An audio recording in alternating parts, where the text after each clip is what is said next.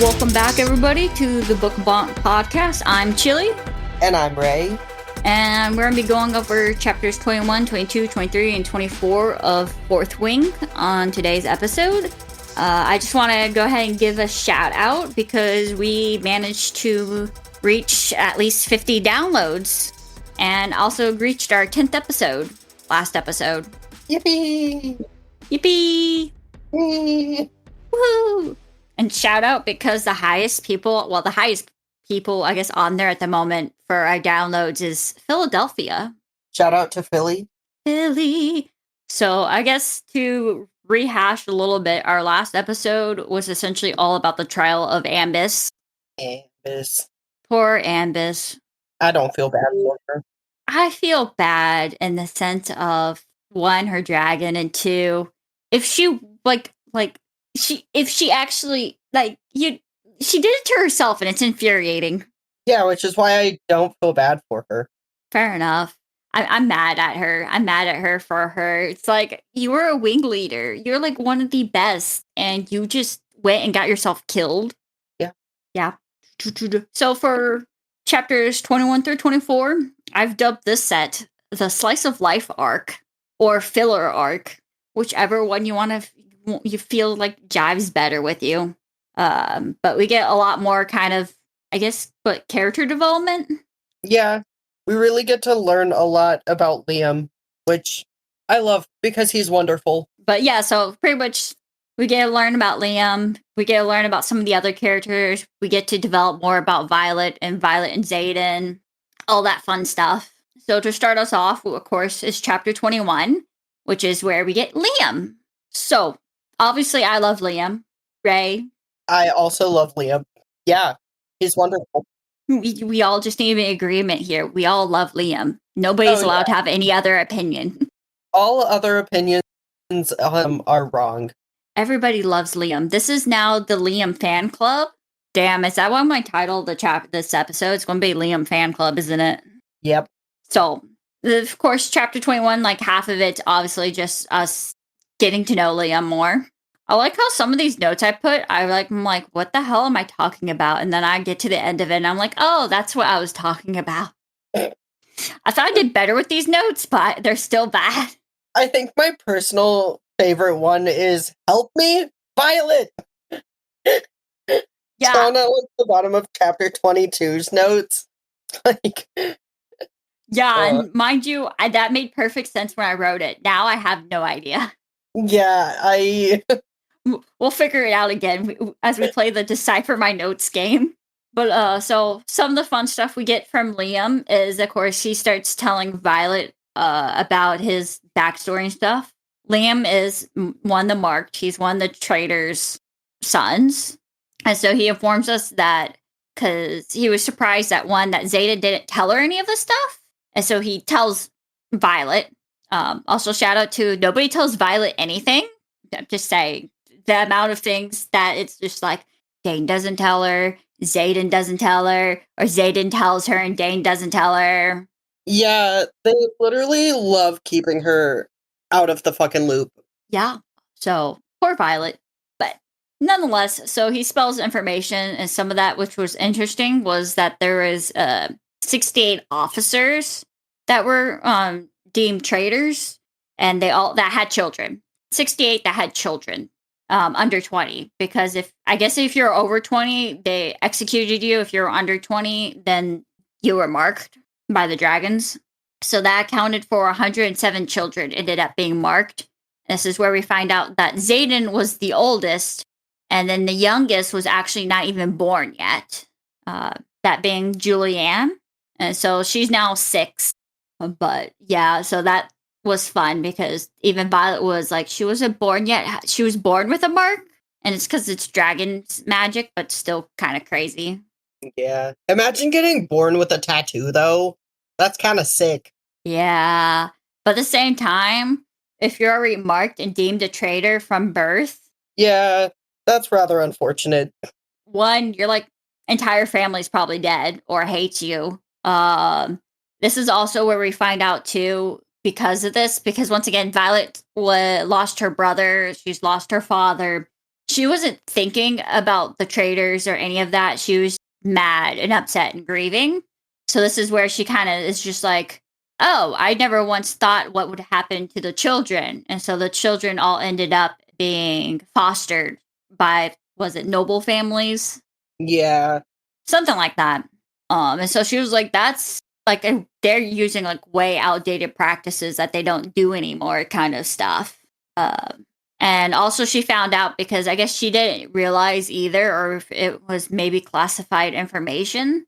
I think that's in here too, is where basically they were all forced to be dragon riders. They weren't like, she knew they were forced into conscription. Like they had to conscript, which is being like a scribe, a healer, infantry, or rider. She didn't realize that they were all forced into dragon riding. Yeah, which, I mean, they couldn't kill the ones under 20, but they gave them the least amount of chance to continue living. So in their heads, they were basically doing the exact same thing. Yeah. The only argument, which, because it's Liam looks on things on the bright side, was it's their best chance. But yeah. Oh, so then we also get into some other more information, which I feel like we've talked about previous episodes. But Violet also acknowledges that she's been changing since she came to the Dragon Riders quadrant.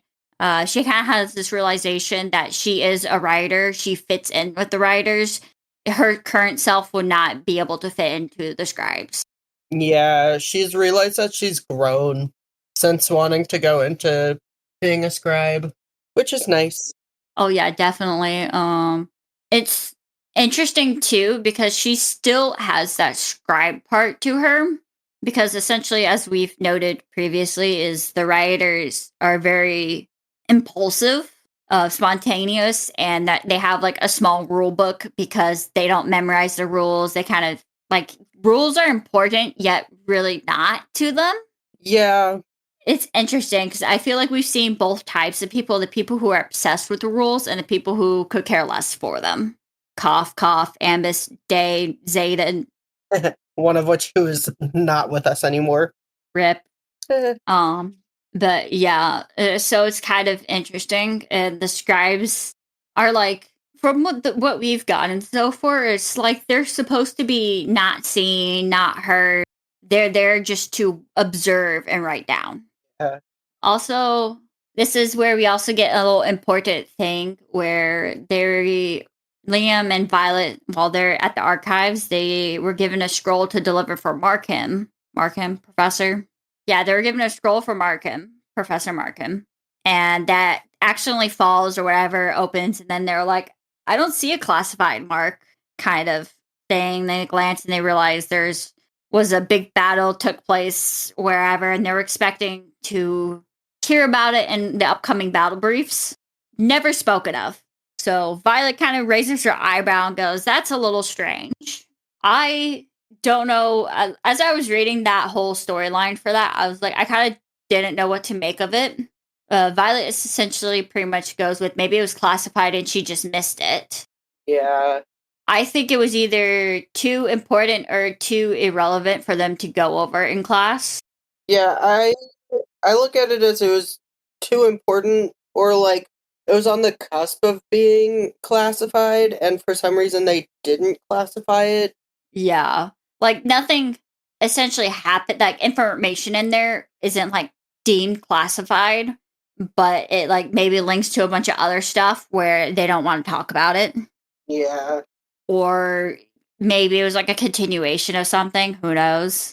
Oh yeah, this is where it's a fun little tidbits too, where Violet pretty much mentions how she needs to dampen her bond with her dragon, but she can't yet, and that they don't learn it until the dragons start channeling.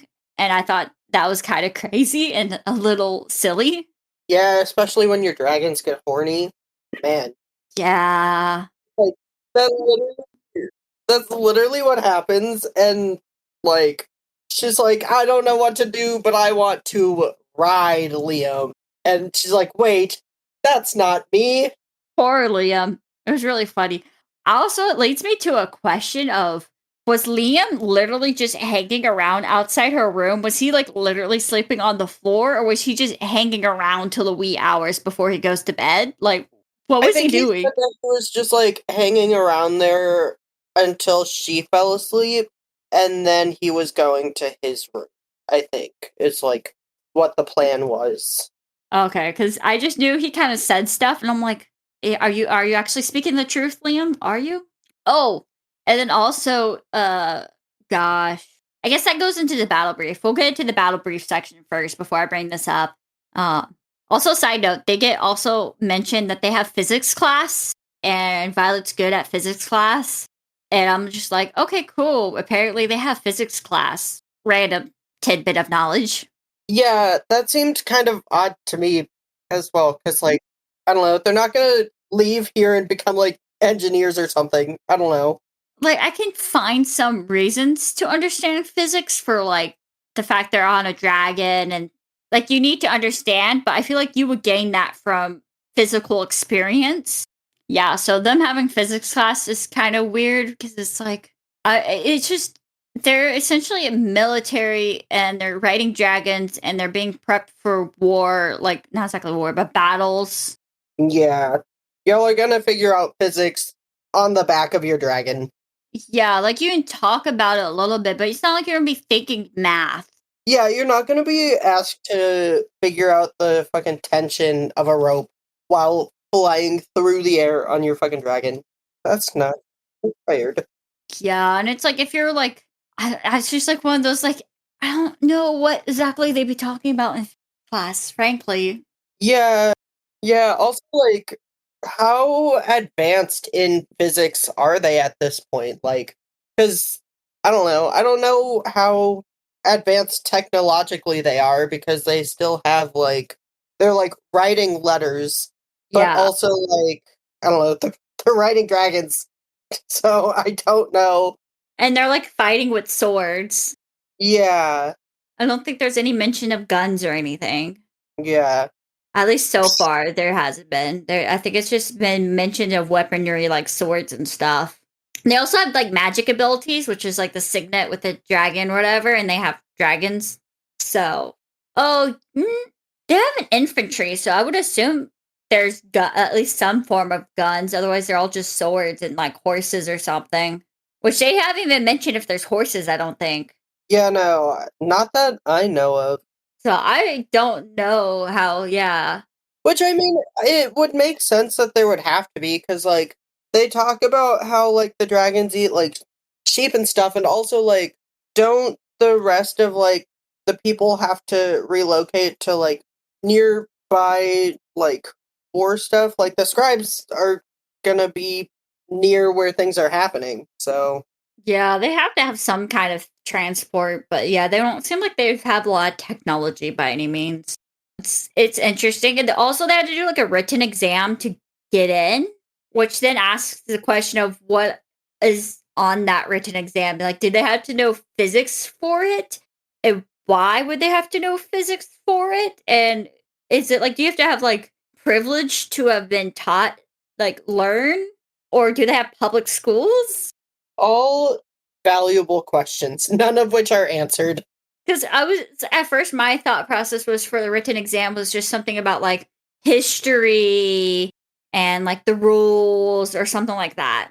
I imagined like history and then like basically like a reading comprehension sort of deal, like reading and then like writing, like a writing portion. I don't know. I feel like they probably have like basic math on there, but How to count money. yeah, I don't know. That's a good question. Yeah, I feel like definitely like reading and writing, especially because I feel like that was just exams in general. Like you would have to have like done that for like the scribes and everything. yeah. But yeah, it was just a weird one line throwaway in the chapter that was just like, huh? Huh? Anyway, so then we get to Battle Brief, which Violet's noted that they've lost a lot of people. And like no one's standing up. The room isn't like super crowded anymore. Everyone can sit down. Yeah. And then of course you got Violet and Zayden being Violet and Zayden. Flirting from across the room. flirty. Like, I think this is all. Isn't this also where like she like drops a pencil or something, and he get like shadow hands her the pencil? Yeah. Which once again, I think just illustrates that this man can kill anyone, anywhere. You know, Yeah, pretty much. Bro's ability is, I feel like, a little rigged. Yeah, if it's in his shadow, he can do literally anything with it. So Yeah. Let's see. Oh, I forgot what the combo was having, but I have written on here that everyone on like Violet's squad is on Team Protect Violet because she's oblivious to all threats. uh Was this? Oh, was this probably? I'm assuming Jack was like threatening her or something, and Violet's like, "Jack's nothing," and then they're like, "Huh?" yeah, I think that's what it was he was back at it again, throwing threats, and she was she was probably being sassy and snarky back to him, and everyone's like, well, what you doing? Stop doing that. I just knew it was like something like Violet said something, and then like literally everyone on her team piped in to be like, "No, Violet, like, huh?" Oh, maybe it was her also being upset with Liam bodyguarding her, and everyone's like, "No, you need bodyguards. Mm, Are you stupid?" It's like Ambus and her whole scheme to kill you. You have Jack trying to kill you. Like, you need bodyguards. yeah. Then there was a whole conversation where they essentially were all just started making dick jokes. I'm pretty sure it was like Liam said something and they all just spiraled out of control. I don't remember that, but I wish I did. Oh yeah, it was Liam said something I could have sworn, and Violet made a comment.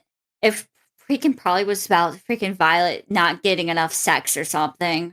Mm, And it like and then Liam was like, or maybe correction, I think this was actually about protecting Violet or something, and then they went into like Violet hasn't really gotten anywhere or something like that.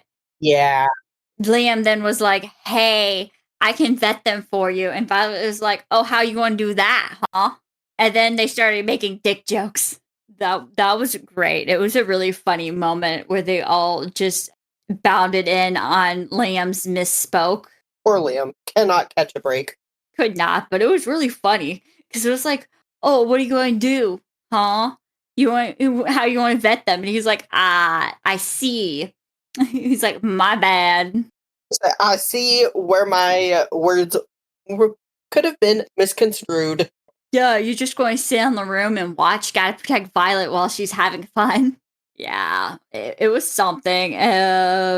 Oh yeah, and this is also where we find out too that Liam informs Violet, which once again we've established nobody tells Violet anything about except apparently Liam. So we also find out in this chapter, Liam informs her that her door is warded. Xaden warded her door, so only her and Xaden could go into her room. She was not a fan. Once pointing out the overprotectedness. Yeah. Also, I don't know if she held hands, if she can like invite other people in her room that way or what. But talk about like Xaden and Violet like been flirting and all this stuff, and Xaden just goes, "Yeah, I'm just going to ward her room so nobody can get in there."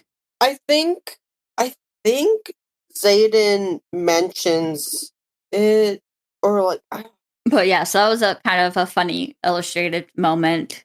We get dick jokes and we find out her door has been warded, and it's like, oh well, okay then. Violet doesn't get any. Or well, she would have to go to their room, in which case then I guess Liam would then have to stand outside that room. Liam has made some interesting life choices. yeah, but Liam's also realizing that like he owes Xaden this. We don't know what happened between them that has caused Liam to feel like he owes Xaden like his life, but he like mentions to Violet that he owes Xaden and that this is the least he can do. So There's also, of course, in this chapters, which is mentioned, is that there's going to be a squad battle, and they've changed the award this year. Instead of just having bragging rights, you now get a trip to the front lines to shadow an active wing. Which everyone sounds really excited for this. I would not want that. That sounds awful. It's like you won the squad battle. Now you can go and see what hellscape you're going to be in once you graduate. Yeah, like that sounds like a horrible time. Like they're already going through this, watching like their fucking friends die, and then they're like, but if you win this, you can go see war. But they're all excited for it. I'm like, different paths, different strokes for different folks, or whatever they say. Yeah, I feel like Violet pretty much illustrated it and said it as, oh wow, we get a field trip to potentially our deaths. And I was like, Yeah, pretty much. so let's see. I like how I didn't label which questions are for which, and I just have them all linked in one place. So for chapter 22, we kind of get noted of more time has passed. So October 1st was threshing. And then for chapter 22, we've went through all of November, and now we're into December and it's snowing. And so this chapter is we get the mat sparring practices, and Violet finally learns how to shield. So yeah, basically all the mat sparring stuff was Violet being prepared for the Jack threat. Oh, this is where we get my fun comments. I feel like a lot of like her sparring this time is just her trying to learn how to spar without poisoning every single one of her opponents. And like I'm like, wow, if you didn't do that through the entire first half of this, perhaps you wouldn't have to relearn it now. But I digress. But also she would have died sooner. So this is where they kind of crack down, and specifically Dane's like, hey, you've been dealing with the dragons and everything, but we got the sparring and that's starting up again. We're having mandatory team hand-to-hand practice on the mats Tuesdays nights. And we also learned that Dane has been avoiding Violet. He's not even looking her way. He's still upset about Ambus. Yeah, well, to be fair,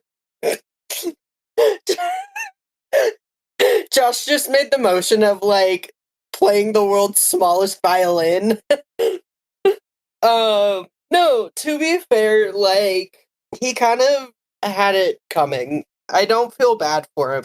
I rarely ever feel bad for Dane because he's kind of a dick and doesn't know personal boundaries and also doesn't know consent. So be mad. Yeah.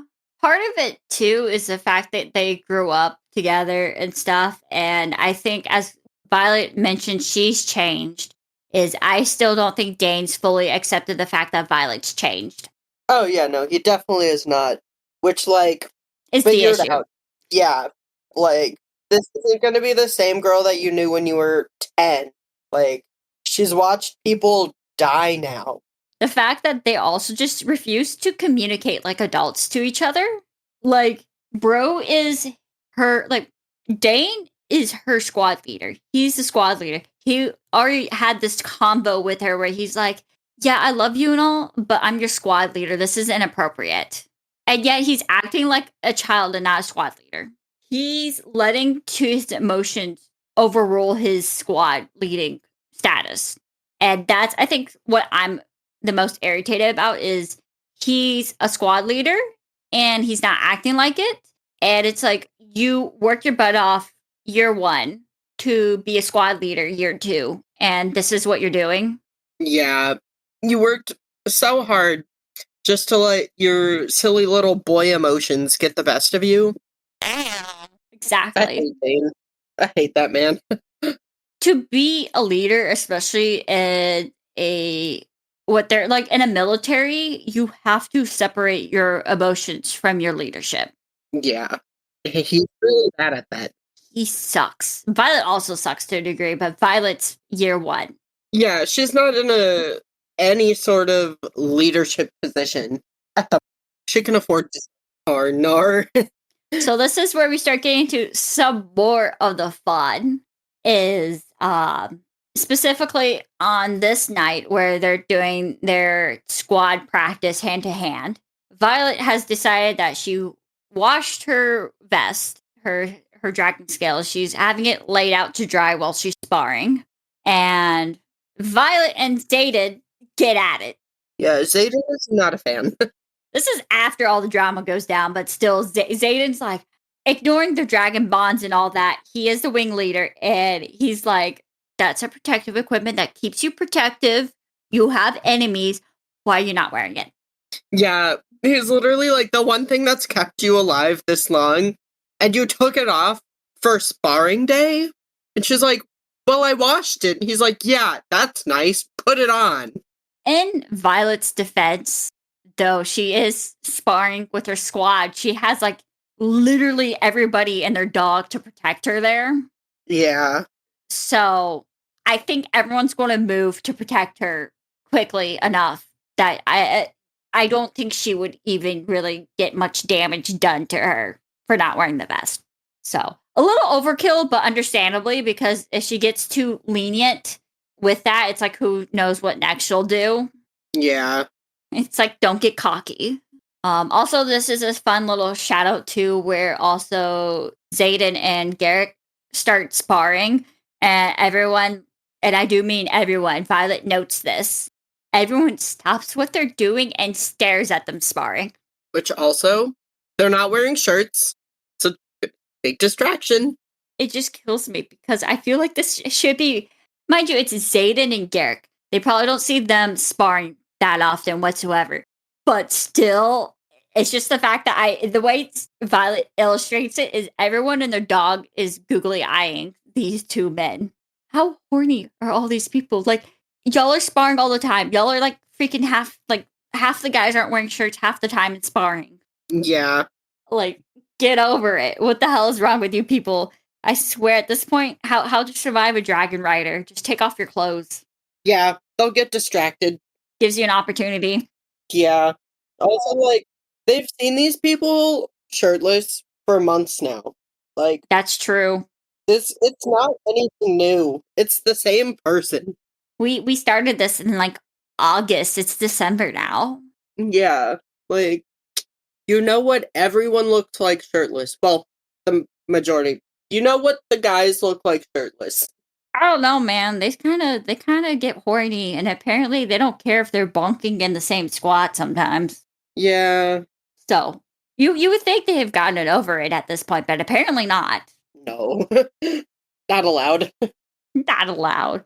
And then of course Jack's in the room, so Jack's being Jack, and he starts threatening.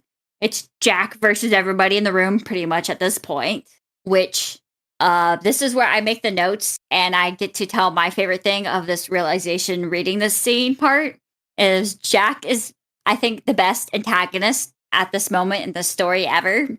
He literally makes comments. It's him versus everybody as he's threatening Violet. And so you have Violet standing there, like everyone and their dog in front of her practically. And you have Jack standing there going, do you need a big, strong man to protect you? And then he blows a kiss. I forgot about him blowing the kiss. I completely forgot about that. I read that line and I went, is Jack fruity? You know? Yeah. Straight up is sassing Violet. He's just like, oh, you need some big, strong men to protect you. Blows her a kiss. It was just so funny. I'm just like, we don't know anything about Jack. They're all horny all the time. Maybe he swings both ways. He might. It would fit his character, man. I don't want to claim him as part of the community. But yeah, so that was like my favorite scene in one of my favorite scenes in these 4 chapters. And I'm just like, this amount of sass this man did. I'm like, I feel like he can't be fully straight. Like he has to be bi or something. Just, it was like, we don't know anything about him. So it's kind of like, I don't know. He started up a Bible hate club. Yeah, I was gonna say, it would make his hate club make a little bit more sense. As far as we know, it might have just all been guys, but they were spreading the gospel of hating Violet to everyone. I wonder what they did during those meetings. Yeah, that was what I was just thinking, because I was like, oh. Violet hate club orgies? Oh, I mean, they were like really invested into it. Also, I put this note as Zayden had, oh crap, Violet said something that pissed Jack off, and Jack lunges for her, and Zayden uses his shadow. I think it was, yeah, Zayden uses his shadow abilities to throw Jack out of the room and lock the door. So I wrote a comment about that saying, taken out like a kitty cat. Gotcha. I was wondering what that comment was referring to. Bro went kicking and screaming. Oh, now I remember. Me deciphering my notes here. Yeah, so it was also funny because he had this whole blow up and everything with Violet, Zayden, and Dane, and of course Jack. But specifically, it was those three, and they're all this blown up and everything. And then her two dragons, Karen and Darna, pop in, going, "Oh my gosh, she's ready!" Like she's finally controlled her anger, and I'm like, I don't know, has she? Yeah, I don't know if I would call what she does controlling her anger. Also, like, them saying that she's ready, they say it very cryptically, and then she's just waiting for things to happen, and, like, she's waiting for a hot minute. Yeah, and it's just really weird, too, because I went through and I was like, wait a second. And I was like, let me reread this, and I, like, reread it, and I'm like, I guess she kind of controlled her temper, but at the same time, it's not like she was really given too much opportunity to let her temper go out of control, because she had everyone and their dog in front of her. Yeah. And she kind of controlled it with Zayden and Dane, but not really. She still popped off at them. Yeah, she doesn't control it well. I guess better than previously, maybe. But I feel like it's about the same amount of control as previously. Yeah. So that was an interesting part. And then, of course, we get the other half of the chapter, which was she finally learns how to shield, which is where you have specifically her look at Liam and like he's a piece of meat, a tree. Yes, yeah. And it's also funny because she runs into Zayden after she runs away, and Zayden is hilarious because he's been there. He's been to this before, and he's being such a smart ass. He's being a dick. He's sassing, and it's funny. Yeah, whenever he's like, yeah, you gotta learn how to shield, and she's like, well, then fucking teach me. And he's like, ask nicely. I would have exploded. Also, I would not have asked nicely, and I would have just suffered. Because, no. It's also really funny, too, because the whole combo about it, it's like, I feel like he was going to help her regardless of her response. Yeah. To some degree, he would have figured out some way to help her. But, and after reading it, it was pretty much like, so it's like they're drunk. It's the equivalent of they're drunk right now. There's no consent. It's not like kind of really your feelings. It's the dragon's feeling. Yeah. They're feeling the horniness of their dragons who are just going at it somewhere. I mean, they said that Zayden, whenever he was talking, said that this happens whenever Sigale doesn't shield. And that it's not that bad whenever the dragon remembers to shield. So... Why did I put help me, Violet? Yeah, I have no idea. She said something that killed me. Oh, yeah, and then, of course, they had this whole mental imaging kind of, like, for shielding. Like, you need to do this, and as Zayden tells her how to do it. And I was like, this kind of reminds me, because she gets it, like, right away, and Zayden's impressed. I'm like, it kind of reminds me of Twilight a little bit. They also were like, yeah, it's just this mental image thing. Like, you need to find the connection and all this. And I'm like, so it's mental imaging. I'm still confused on what's hard about this. Every time someone does something with mental images, there's always like, oh my gosh, it's so hard. I'm like, what's hard about it? Yeah, it really is not that difficult, pals. Like, maybe if you have to think of something up and nothing immediately pops into your brain, I could see that being hard. But if it's just like you need to find that connection or whatever, and like be like looks like a door or something, close that door. I don't know. I feel like mental imaging shouldn't be that hard. Maybe. But also, like, they have to keep it sealed when they're, like, going about other stuff, so maybe, like, multitasking isn't their best strength. I can see that being hard, yeah. And then we get to chapter 23, because obviously Zeta and Violet go their separate ways, pretty much. So chapter 23 is where we get the fun of, we get a little fun of Violet and Ree having some bestie talk, which we all love it when characters who are best friends actually talk and act like besties. Can confirm. So anyway, so they're gossiping about Violet and Zayden. That it was Violet gossiping about Zayden. Oh yeah, and then they start talking about like signets and what Violet's going to do in the future because of Zayden and Violet's dragons being bonded. We also find out what Ree's signet is. Yeah, she can move things, like make them disappear and then reappear in her hands. Crazy stuff, which Violet freaks over because that's one of the rarer ones, like our unique ones. Yeah, I think they mentioned that like it hasn't been seen in centuries, and I'm like, of course Ree would have a cool one. Love to see it. Ree's just that girl. I love Ree. I want more Ree, gosh darn it. Okay, anyway. And then we get some fun time with Violet and Dane. Yeah, and she teaches him about consent, hopefully. And like, yeah, whenever he was like, you didn't trust me, and then she was like, you didn't ask, and he was like, I didn't ask, and I was like, no, you didn't. You did not ask, and that's why she's upset. Consent. Yeah. And I'm like, bro, you just reached for her noggin. You did not ask at all. I now remember some of my comments on this. So I like to point out a lot of stuff dealing between Violet and Dane is we're not really like shown or illustrated too much. It's just told. It's like like shown being kind of like, oh yeah, I remember the time where, I don't know, we'll say Violet was in her room crying or like under a tree crying or something, and Dane came to like help comfort her or something because of her brother passing away. I don't know. Something like that where we're being shown in like a flashback or something of them actually being friends. Instead we're kind of just told like little snippets here and there, and that they're basically just constantly kind of more acting like they're crushes than friends. Know what I mean? Yeah. And so it's kind of interesting a little bit in this little kind of how they talk like to each other about consent and what happened, and they're actually kind of talking.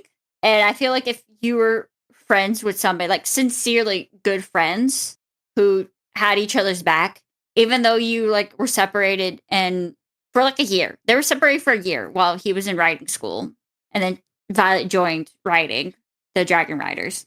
They don't actually sincerely have talks. And like, even though he is the squad leader, they don't have those talks. Which those talks are very important if you consider someone to be your friend and like your childhood friend that you grew up with. Not just like a crush. Obviously, you wouldn't tell this stuff to your crush. So it's a little interesting because it's, once again, you're not seeing a lot of them actually being childhood friends and acting like it. We saw just earlier Violet and Ree having like a bestie talk. We're not having that with Violet and Dane, really. We don't see like Dane or Violet checking in on each other, being like, how you doing? How you coping? None of that. Especially now we're like this far into it and everything. And it's just like constant like, and it's like he sometimes acts like squad leader, and then other times he's just like entitled to Violet without recognizing she's changed, and dragon writings changed her, and it's also changed him. Yeah, they both need to learn to accept who each other have become, him more than her, because he's just stuck on who she was when she was like 12 and like 13. And I'm like, that literal child, she's now an actual adult. Yeah, it's kind of weird too, because they give you the impression that they're only away from each other for a year. It's like he last saw Violet like at 20 or 19. She would have been an adult and acting like an adult. So it's a bit odd. And mind you, she would have been probably still grieving and all that and not quite right, but Yeah. interesting. But they do kind of sort of come to some an agreement and move on ish. But it was just another kind of interesting conflict they had in this chapter. And then we get another little time update of it's now January and we get to learn everybody's signet abilities. Yippee! Yippee! Which I'm not going to go through all of them, but we know Ree's. Liam's was metal manipulation. Riddick's, is he the ice one? I think so. Or no, I don't think he was, because I think he was near someone who like manifested the ice one, and that person died, and he was like he got hypothermia from them. Oh, you're right. Yeah. Yes, I don't think his was ice. I can't think of what his was off the top of my head, though. Worry about it later. Yeah. So we had that. And then, of course, we finally reached Jack and Violet sparring, which was a whole interesting tidbit. So Violet realizes she's going to be sparring with Jack. So then she goes to Liam, makes a deal with him.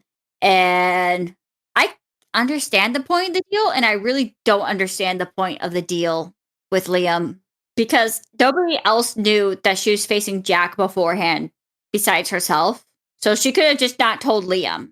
Yeah. She really could have just not told him, and it would not have changed anything. Yeah. Also, we found out there's 81 surviving first years in this section. And it was also another interesting tidbit in this one, too, because we have Jack, like she's sparring with Jack, and Jack already breaks the rules where he's making death blows, and so he gets griped about that. He does some more death blows and get griped at. He throws stuff at her, gets griped at, before he finally uses his signet, which was definitely illegal, and causes this whole issue to blow up. Like, why didn't they stop or like the thing after this like second violation? Yeah, I think they should definitely have something put in place for people like Jack. Maybe perhaps death, but like definitely something where like 2 strikes you're out. Like you gotta follow at least any of the rules. Yeah, and I don't know if he ever got punished at all for breaking these rules, because Violet essentially saved herself by throwing orange peels at his face or down his throat or orange dust or whatever it was. It was either like orange dust or like I just imagined like orange juice, because she was talking about how it was in like a little. Oh, you're right. It probably is orange juice. I imagined orange juice, and then she like put it on her hand and then like put her hand in his face and waited for him to fucking start wheezing. Yeah, it's a good point. It could have been, anyway, it's orange something. And then as she's like literally passing out, she tells them it's orange and he's allergic to oranges. Like, girl. Which also, I love that no one questioned how she knew that he was allergic to oranges. You gotta know your enemies, man. Like, I still don't know how she found out that he was allergic. Like, let's talk about, like, paying attention to what's on his plate and what's specifically not on his plate, but, like, what if the dude just wasn't an orange fan? True. We do see him, though, at some point where someone offered him an orange or orange juice or something, and he, like, goes, are you, like, where he has a very violent negative reaction to it. Yeah. That's recent, though. That wasn't, like, prior. So, yeah, I don't know. Plot. The answer is plot.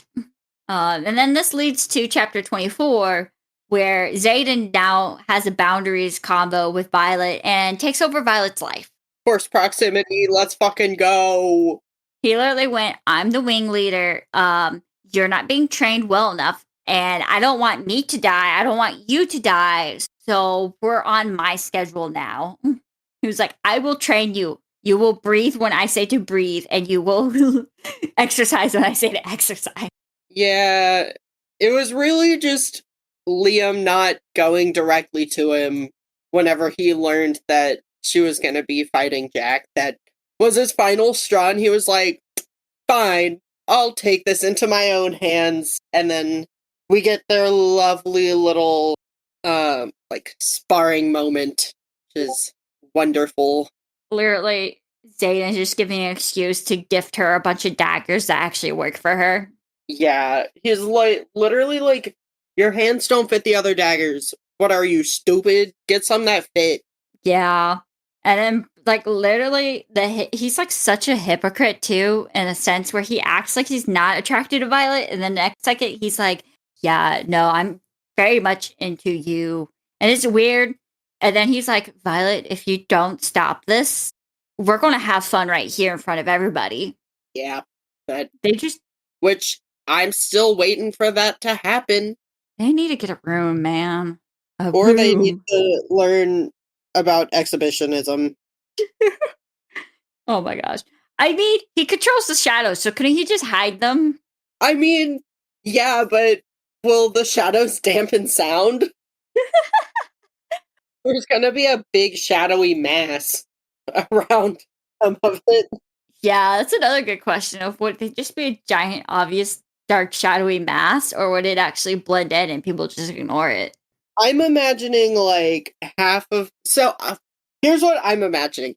I'm imagining the the darkness wall from Shadow and Bone. Oh, yeah, the shadow fold. Yeah, that's what I'm imagining, but on a smaller scale whenever he's like, bring in my shadows. Boogly boogly boo. Can you imagine somebody who knows Zayden just walking down the hallway, stops and goes, I know you're there. It would be very funny. So you have all that happens. Let's see. We also get mentions Tara again, which we haven't heard about her in a hot minute. But it was just mentioning that Tara was talking about the signet overwhelming somebody and them dying. Essentially, he had a fire signet and he couldn't control it and burned to death. Yeah, big rip. Also, what a way to go out. What a horrible way to go out. Man, if I was going burn to death and we're dragons, it's you could have just had the dragons do that. To do it to yourself, though? Yeah. You had such a cool way to be burnt to death, and your body decided to just do it to itself. Big L.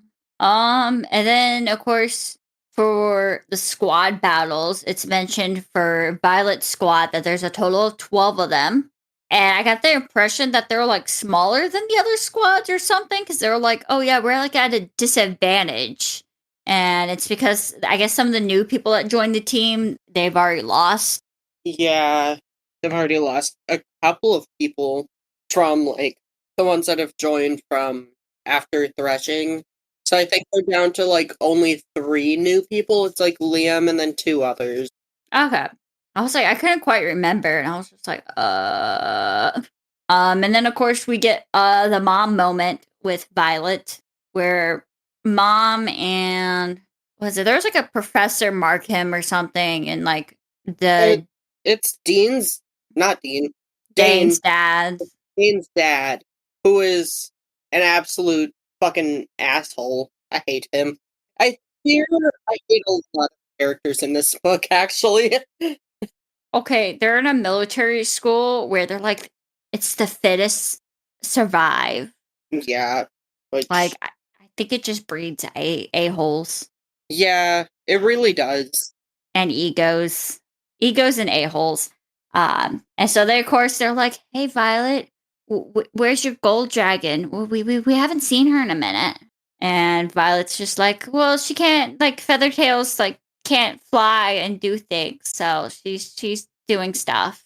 Yeah, it was them basically being we would really love to study her, and Violet being I don't think she would be very comfortable with that. Yeah. This is also Zayden, I think, was with her. So Zayden gets to find out Violet has severe mom issues. Mommy issues. And Zayden's oh, didn't realize that's how it was. And we're all yeah, she has mommy issues. to get to my questions I've had throughout the chapter because I didn't want to bounce around. Let's see. My one of my favorite comments was them trying to figure out Xaden and Violet's dragon bond, like the higher ups, how they don't do anything. They're like, Violet's like, yeah, I wonder how this is gonna go. And I'm over here going, this isn't 100% new. Like, they've had this in the past.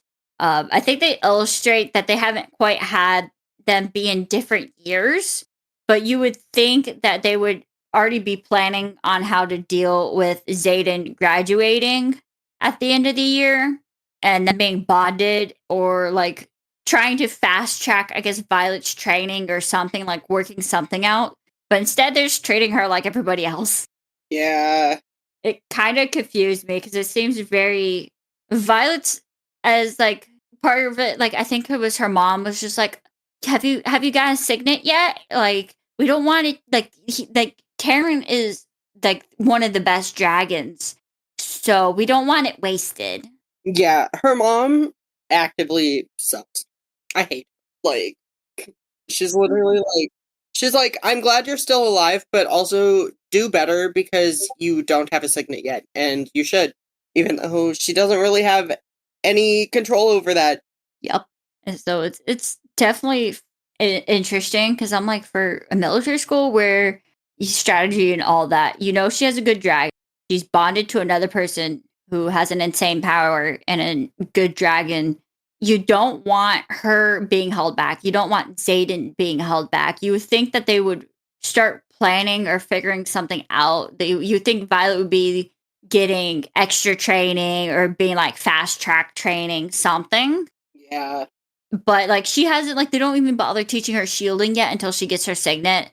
And I guess they're all probably waiting for her to get her signet because with the assumption maybe she's just going to die when she gets her signet. Yeah, which is very not kind. Give her a little bit of credit. She's bonded to 2 dragons. Yeah. So I thought that was kind of interesting. And the fact that Xaden hasn't fully addressed either of it either, he's kind of just like, we'll figure it out when we get there. It's just something. I'm just kind of like, yeah, this seems a little silly for them being like essentially a military school not to start strategizing about this, but okay. Procrastination at its finest. Oh yeah, I think this happened in this set of chapters based on my question.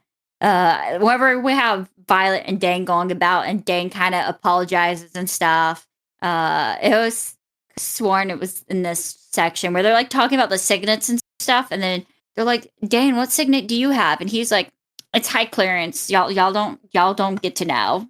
Was that this one? I thought that was like the last. Oh yeah, no. They were like going around in a circle talking about signets, I guess.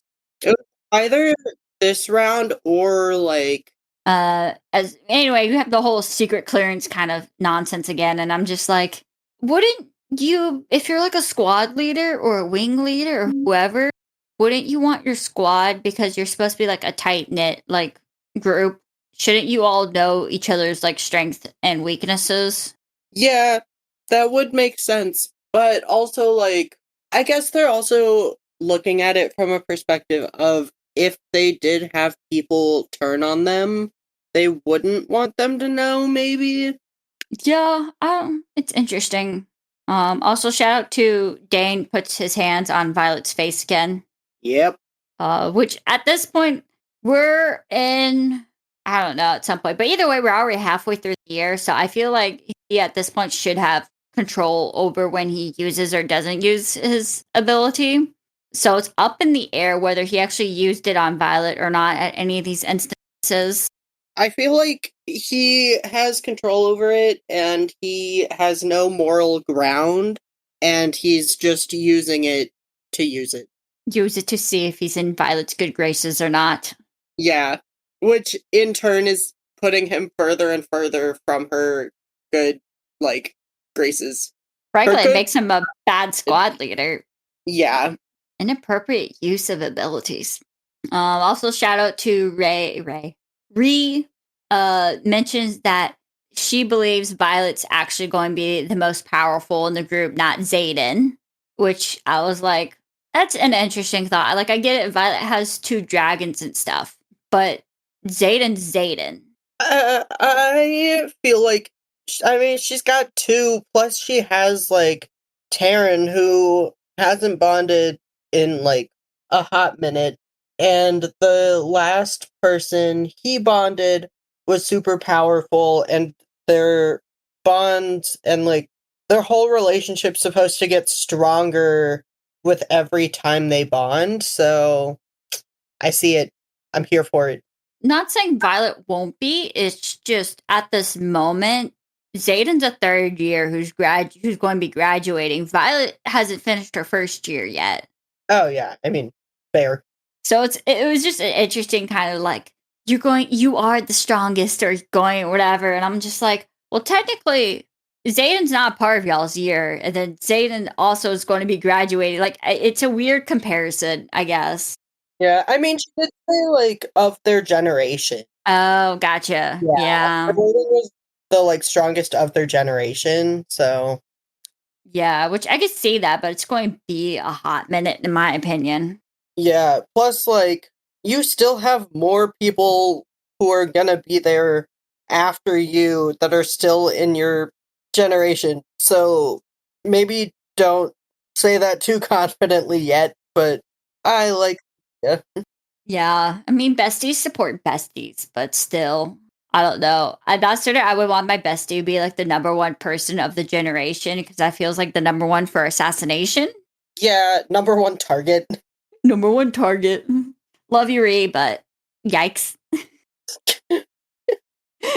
Also, then this goes into the sparring where Liam promised he wasn't going to tell Zayden, and then he's like literally about to jump out of his skin. He's like, please, please, please, please, please. And I was like, yes, you can run and go tell Zayden, because even if you sit like you could run at full speed, you're not going to get back before the end of the spar. Yeah, and, like, your note afterwards that Taryn could gossip to Zayden. Can he gossip to Zayden directly, or is it still through Sigale? I don't know, but either way, it still could get to Zayden faster than Liam could get to Zayden, or Taryn could have just done that behind Violet's back. Yeah, I'm kind of wondering what the choice behind not having Taryn tell Sigale to tell Zayden, and, like, why that choice was made. Also, it's funny too because Liam was assigned as her bodyguard. Like, why is Liam running to tell Zayden when Liam could have sent somebody else in the squad to go tell Zayden, and he could have stayed and bodyguarded Violet? Yeah, number one rule of bodyguarding: leave your person that you're protecting. Yeah. Mhm. Yeah. With the knowledge that you're not going to get back in time. Yeah. Like, I don't know. It was just kind of like, you could have gotten Taryn to tell Sigale to tell Zeta. You could have sent somebody else. Choices were made, and I get it, and I don't get it at all. Oh, yeah, and then among their sparring, too, then I had a question, too, with their whole sparring, where it's like, okay, he's doing death blows, he's throwing things at you. It's like, Violet waited until the absolute last second to poison orange him. Just... Yeah, I don't know why. Choices were made, and I questioned those choices. Like, I'm sorry, by the time he's throwing things... Yeah, fucking orange that man. Orange orangutan. Yeah? Yeah. Also, I want to know if he's so allergic to oranges, could she have just, like, orange perfumed herself? Because there's orange oils. Yeah.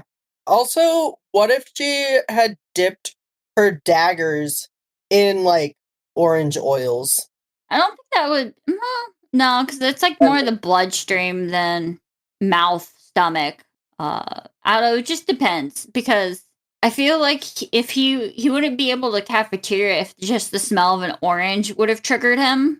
So I think he actually would have to have orange in his mouth or, like, go down his throat. But I imagine if he's also that allergic that just getting orange juice on his skin would cause, like, rashes at least. Yeah. So it was just kind of like, I don't know. I Like, I think just to, like, piss him off, orange perfume, just because the smell of oranges would just trigger him. So, I don't know. It was interesting stuff. Oh, yeah, and then also I had the thought process too, because when Jack starts using his signet against Violet, Riddick and the professor both try to grab Jack to get him to stop, and his signet then goes to both of them, and so all of them are being affected by his signet now. Yeah. And I'm just wondering, because I don't know if Jack even gets punished for any of this. But also, it's like, well, let's say Violet actually did die from Jack using it. Then, like, what would happen? Because Jack just, one, illegally killed somebody. Like, I think Jack would be dead. Like, Zayden would, like, if somebody didn't just straight up kill him, actually, I think Zayden would just straight up kill him, assuming Zayden doesn't die from Violet dying. But then if Violet did die and Zayden did die, like, you just killed the strongest person in the generation and then potentially the other strongest person in the generation. Yeah. I feel like if... Hold on, my train is rerouting. Give me a minute. Okay, it's back. I feel like if Jack did kill Violet, it would be a really tough situation on whether or not they would execute him, given that they are sparring, but it was him using his signet illegally. So, like, because they said that you can, like, take anyone out on the sparring mat. So I'm wondering if, like, using your signet in a sparring match is a full-on written down in the codex rule, or if it's just, like, an unwritten verbal rule that doesn't really hold any weight. Yeah, but they also said no death blows at him when he was doing death blows. Oh, yeah. I don't know. So I think at this point in time, killing during sparring isn't okay anymore. But, like, if it happened, it was, like, kind of like, oh, well, maybe, like, a slap on the wrist or something. But if you used your signet, I feel like it has more weight. Yeah. Also, like, if Zayden ended up dying because of it, mainly I think because of their own dragons would absolutely lose it. I don't think Jack would have been making it out alive, given Taryn and Sigale. Like, he would become charcoal. Also, if he did kill Violet, he still essentially used a signet on Riddick and the professor. Yeah. And who's to say they would have survived?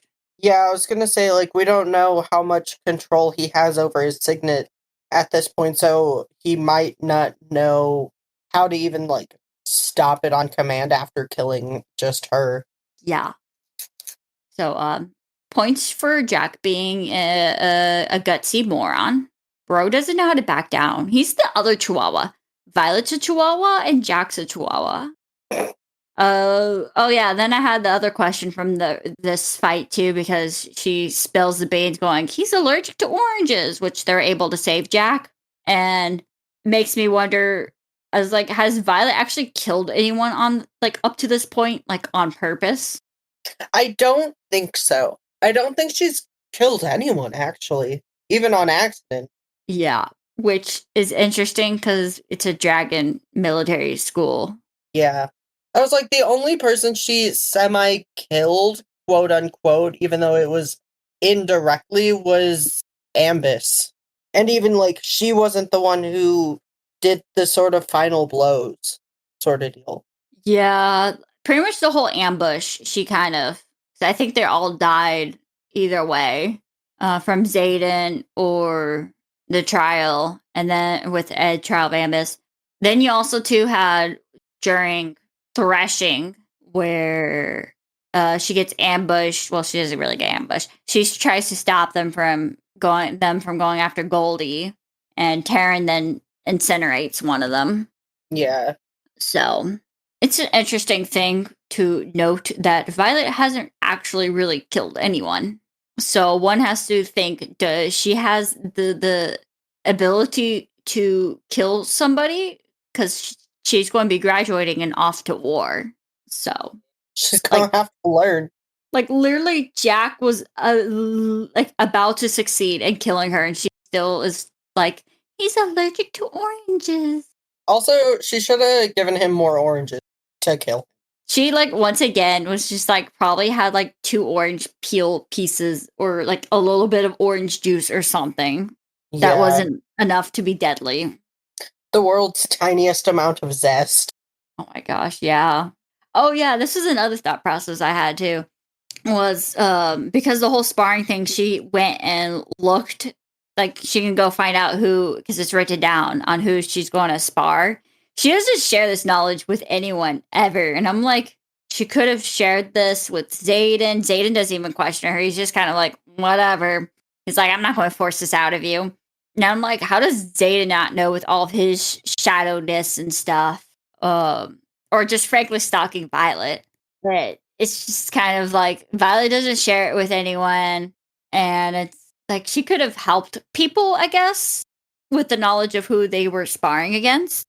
Yeah, I hadn't thought about that. That's very true.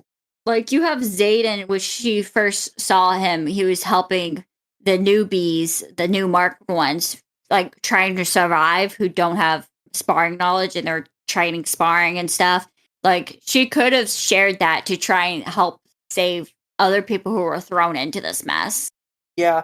So she just doesn't. And I'm like, that's knowledge isn't really needed for you anymore. But maybe if too many people were doing it, then it'd be obvious, which is hence why you just share it with Zayden or something. Yeah. Because shadow abilities, he'd be able to get away with it. Yeah. I was like, for him, it would be easy. Yeah. And then this next bit, I jumped to where Zayden and Violet are having horny dragon time. And Zayden's like, oh no, you'll regret this and all this. Like, we're going to be forced to work together forever. And he just like doesn't want to talk about it or anything. And I'm like, wouldn't this also still be a problem if you both have crushes on each other working together and never talking about it? Yep. Mm-hmm. So avoiding it's not fixing any of these issues here. So it's still an issue. Yeah, it definitely is. And they're going to do little to nothing about it. Because they don't communicate well. At this point, I'm not certain if it's just like nobody knows how to communicate well, or Violet just sucks at it, or what.